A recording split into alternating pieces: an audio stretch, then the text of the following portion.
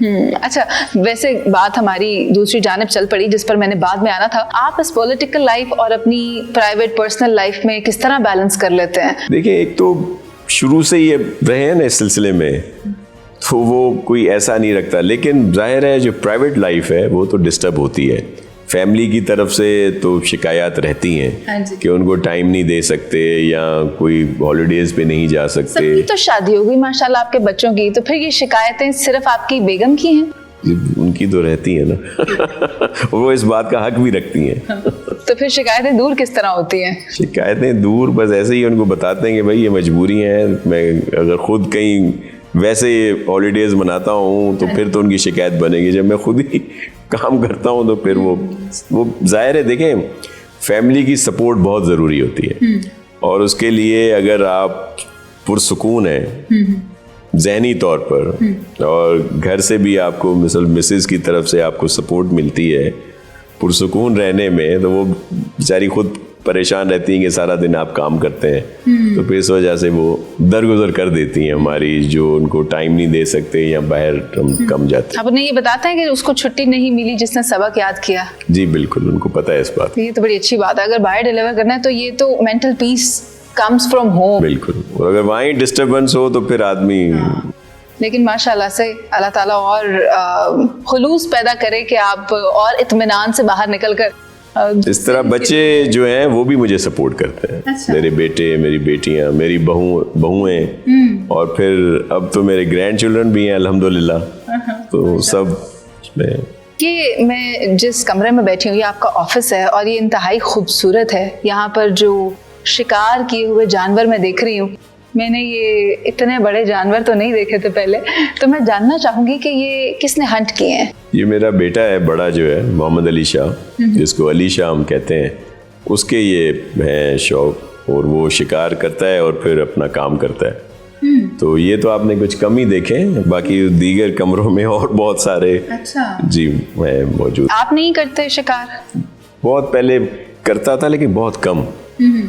लेकिन ये साहब जो हैं ये 24/7 जो है, और इसीलिए ये बाहर भी जाते हैं और शेर भी मार के आए हैं। अच्छा। दीगर भी, तो इनका अपना पैशन, एक शौक, पैशन, सब कुछ कह लें आप। सबसे महंगा शिकार कौन सा इनमें से? जो बिग 5 पे जो करके आए, जिसमें शेर भी है और दीगर बड़े जो जानवर हैं, वो गए थे अफ्रीका, वहाँ पे करके आए। और उसके लिए कितने पैसे दिए जाते हैं? वो एक जब कोविड आया था और उसके बाद अमेरिकन्स ने कोई पाबंदी लगाई। वो होती है ना, डील्स आती हैं तो उनकी बुकिंग होती है। हाँ जी। तो उसके जब वो कैंसिल हुई, उन्होंने कहा भाई कोई इस तरह की बात नहीं होगी। तो फिर एक वो नहीं होते जो डील्स निकलती हैं कम कीमत वाली, कंसेशन वाली, तो उस पे फिर इनको कोई मिली थी, तो ये उस गया था 2-3 साल पहले की। वालिद को नहीं पता कि कितनी? नहीं, उसकी वजह ये है कि वो अपना बिजनेस करता है, वो जमींदारी खुद करता है। हमने जो अपने बेटे हैं उनमें जो हमारी ज़मीनें हैं उनका बांटी हुई हैं कि कोई अपने खुद करे, कुछ ने कॉन्ट्रैक्ट पे दी हुई हैं, ठेके पे दी हुई हैं, लेकिन ये खुद करता है। तो ये तो हो गया ना उनका बिजनेस ये भी करता है, उसका कंस्ट्रक्शन भी है, दीगर भी है, तो वो जाहिर है खुद खर्च। लेकिन मैं ये देखकर क्योंकि काफ़ी हैरत में मुब्तला हूँ और मैं नहीं जानती कि उमूमी तौर पर क्या दिया जाता है अगर किसी को शिकार करना हो, तो वैसे फॉर द पब्लिक इंफॉर्मेशन उसे मैं कहूँगा कि आपको ब्रीफ भी करे और आपको किसी शिकार पे लेके भी जाए तो अगर आपको शौक हो तो ठीक है। क्यों नहीं, शिकार पर ज़रूर जाना चाहेंगे। मगर आपने भी तो शिकार किए हैं पहले, आपने भी क्या कभी इसी तरह से कोई शिकार? नहीं, हम तो नॉर्मल जो तीतर बटेर नहीं, खरगोश ना मैं शिकार करता हूँ, ना ही मैं समझता हूँ उसको खाना चाहिए। लेकिन वैसे तीतर, बटेर और फिर वो जो साइबेरियन बर्ड्स आते हैं, हाँ जी, उनकी परमिट मिला करती थी, अब भी है, तो वो उसी पे सीजन पे शिकार किए हैं मैंने। और बतखों के शिकार भी किए हैं? वही जो साइबेरियन बर्ड्स उसी तरह से ही होते हैं, लेकिन जो यहाँ की वो पालतू बतखें हैं उनका नहीं। तितलियों का शिकार तो नहीं करते? नहीं, वो नहीं करते। ठीक है। नासिर हुसैन शाह साहब हमारे साथ मौजूद हैं और उनकी निजी जिंदगी किस तरह से गुजर रही है, फैमिली लाइफ क्या है, कौन से उनके शौक हैं, उस पर तो हमने बात कर ली।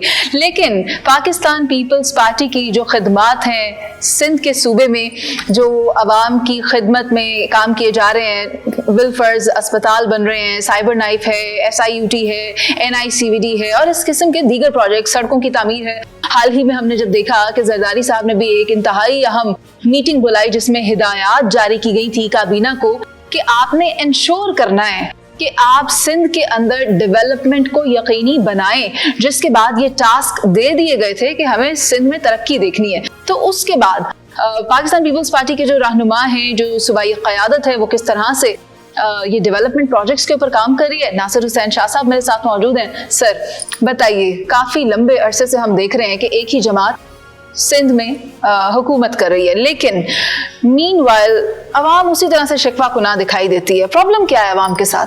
देखिए, मैं आपको एक अर्ज करूं कि हाथ कंगन को आरसी क्या, कि एक दूसरा जो हमारी खिदमात हैं, पाकिस्तान पीपल्स पार्टी की अचीवमेंट्स हैं, या जो पूरे सिंध में जो हम लोग काम कर रहे हैं, जो चेयरमैन बिलावल भुट्टो जरदारी साहब का विज़न है, प्रेसिडेंट आसफ अली जरदारी साहब का, हमारी लीडरशिप का, उसके तहत पूरे सिंध में काम हो रहा है। अच्छा, उसका रिज़ल्ट जो है वो किसने देना है हमें? आप मीडिया ने देना है, सोशल मीडिया ने देना है, या कुछ अरस्तू आ गए, सुकरात बन के आ गए जो आके बातचीत करते हैं, उन्होंने देना है? या ज़ाहिर एक सेगमेंट होता है सोसाइटी का जो पॉलिटिकली तौर पर भी मुखालफत भी होती है, अपोजिशन भी होती है, और बहुत सारे इश्यूज़ होते हैं वो। लेकिन असल रिज़ल्ट आपका आता है इलेक्शन में जी, ठीक है। 2008 में बीबी शहीद हुई, जज्बाती लोग में जज्बात थे, इमोशनल कह लें आप, चलें जी, पीपल्स पार्टी को मैंडेट मिल गया, हमें यहाँ पे सीटें ज़्यादा मिली। उसके बाद 2013 से 18 जो है, जिसमें हमें बहुत हमारे लिए मुश्किलात पैदा की गई, और आपके इल्म में है कि उनको RO इलेक्शंस भी कहा गया, लेकिन उसके बावजूद दीगर जगहों पे तो हमें कर्टेल किया गया, मुख्तलिफ उसमें है, आप उस पर मैं बात कर सकता हूँ आपसे। लेकिन सिंध में हमें 2008 से ज़्यादा सीटें मिली, जो काम वाम हुए, जो सिलसिला हुआ। फिर 2018 आया। 2018 में बहुत ही सिचुएशन जो थी पीपल्स पार्टी के लिए, बिल्कुल ही फ़िज़ा जो थी वो बड़ी गर्म थी। हमारी लीडरशिप के ऊपर केसेस थे, हमारे बहुत सारे कैंडिडेट जो है वो जेलों में थे। इवन हमारे सीनियर मिनिस्टर शर्जील मेमन साहब जेल में थे। हमारे बहुत सारे रहनुमाओं, खूबसूरत तस्वीर भी जी, बहुत सारे रहनुमाओं के जो हैं उनके पेपर्स जो हैं रिजेक्ट कर दिए गए, उनको नाअहल करार दे दिया गया, जिसमें सिंध के सदर निसार खोड़ो साहब, हमारे सरदार मोहम्मद बख्श मेहर साहब, इस तरह बहुत सारे लोग थे। और फिर पूरी कोशिश की गई कि हमें टफ़ टाइम दिया जाए, और फिर वो आपको याद होगा RTS भी था एक, जी। उसके तहत भी। लेकिन 2008-2013 से ज़्यादा नशिस्तें जो हैं हमें 2018 में मिली सिंध की तरफ से। फिर ये 2024 आ गया। इसमें भी PDM में तो हम सब साथ थे, PMLN के साथ, और जो भी था सिलसिला गवर्नमेंट में साथ थे। जब इलेक्शन का टाइम आया, इलेक्शन अनाउंस हुए, तो PMLN जो